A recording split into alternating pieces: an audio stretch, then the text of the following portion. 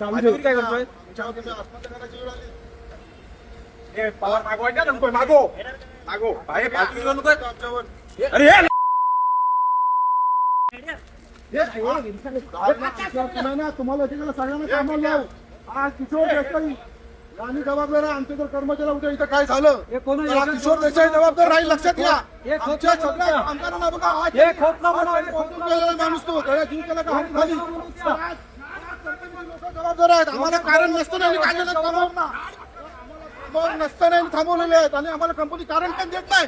अजिबात कंपनी आम्हाला कारण देत नाही. हा काय चाललंय इथं? हा इथं राजकीय हस्तक्षेप, किशोर देसाई इथं राजकीय हस्तक्षेप करतोय.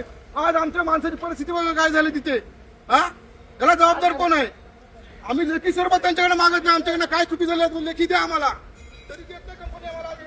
हा, काय चाललंय यांचं? मी चंद्रकांत केळकर.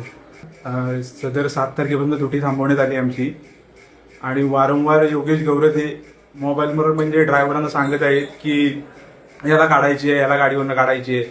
आणि याची ऑडिओ क्लिप माझ्याकडे आहे सध्यांतरी. आणि 10 दिवस आज ड्युटीवर मी नाही आहे. एवढी बेकार परिस्थिती आहे सध्या आमची. त्याच्यावर आम्ही डेपोत विचारायला जात असताना रोज टाळाटाळ करत होते. आज शेवटी एवढा पर्याय मार्ग आमच्याकडे राहिला की त्यांच्याकडे माणसं नाहीत की मोऱ्या कंपनीची ट्रान्सची कोण त्याला उत्तर दे.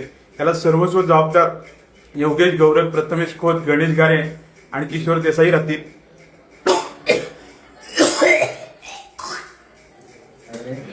हा